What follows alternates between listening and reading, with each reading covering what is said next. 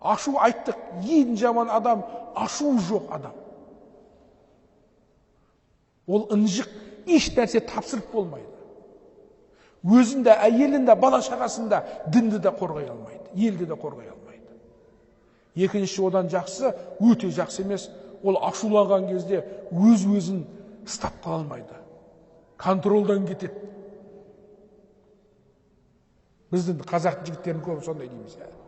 Ашуланған кезде жазықты да, жазықсыз да таяқ жейді. Өзі де таяқ жейді. Намыстан асыл өліп қалуы мүмкін. Бұл жақсы емес.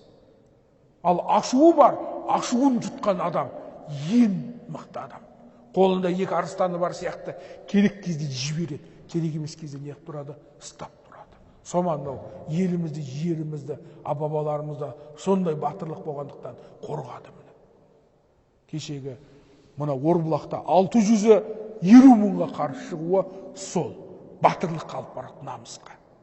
Ол жаудың көптігіне, аздығына қарамайды. Намыс қозған кезде. Соның ұрпақтары кешегі 86 жылы ол кезде Қызыл армияның армиясын есептейтін болсақ 10 миллионнан асып кеткен, бірақ оны қызықтырып тұрған жоқ. Бұл бірақ соқыр ашулықтың керегі жоқ. Ретіменен біз қарауымыз керек. Пайғамбар саллаллаху алейхи ва саллям қашан ашуланды, қашан ашуланбады. Пайғамбар саллаллаху алейхи ва саллям бос нәрсеге ешқашан ашуланбаған. Тіпті бір яһуди қарызға ақша беріп, сәлден кейін қарызымды қайтар, я Мұхаммад деп пайғамбарымыздың жағасынан алған кезде пайғамбарымыз ашуланбады, оны күліп тұрды. Бір бадави келіп мешітке дәрет ұстатқанда білесіздер, сахабалар орнынан тұрып атқанда пайғамбар саллаллаху алейхи ва саллям ашуланбады. Отырыңдар деді, анау дәретін ұстатып болсын деді.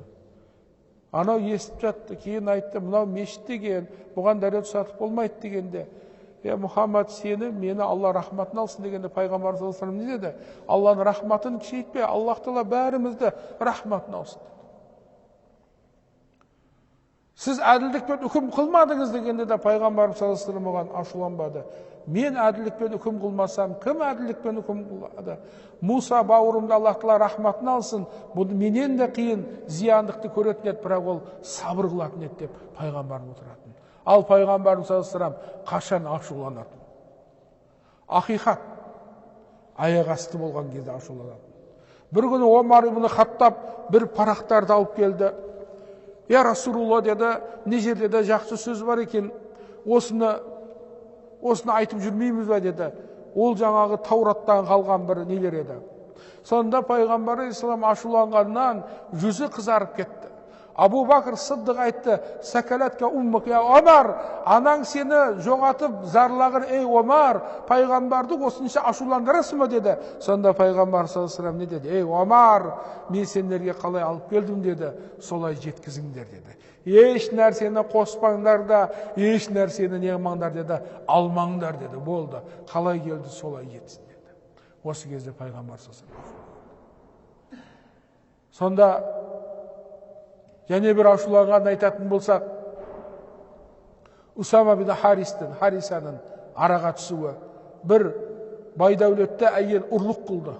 Сонда оның нелері жиналып алып, мынауның қолы кесілсе, біздің ұруымыздың, бүкіл тайпамыздың жаңағы абырой аяқ асты болады.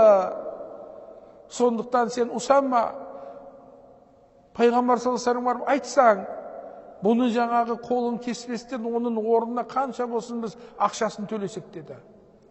Усама келіп осы сөзді айтқан кезде пайғамбар саллаллаху алейхи ва саллям ашуланды. Сонда жүзі қызарды. Я Усама деді. Усаманы оның айтқанын қайтармайтын, бірақ бұндай жерде ақиқатқа келгенде, ей Усама, сен не деп тұрсың? Сен Алланың үкімін орындалуынан сен тосқауыл болмақшысың ба, Усама деді. Ей Усама деді, бізден алдыңғы қауымдар қалай жоқ болып кетті? Олардың байлары, олардың мансаптылары ұрлық қылса, олардың қолын кесілмейтін еді. Кедейлердің, бейшаралардың ұрлық қылса, олардың қолы кесілер еді. Валлахи деді, Алланың атымен ант ішемін, егер Мұхаммадтың қызы Фатима ұрлық қылса, Мұхаммад оның қолын сөзсіз кеседі деді. Бұл әділдік үшін, шындық үшін пайғамбарымыз саллаллаху алейхи ва саллям не қылатын? ашуланатын. Керек кезде ғана, ал керек емес кезде пайғамбарымыз ешқашан соғыста ғана ол кісі қол көтеретін, басқа кезде ешқашан ол кісі қол көтермейтін. Мейірімді,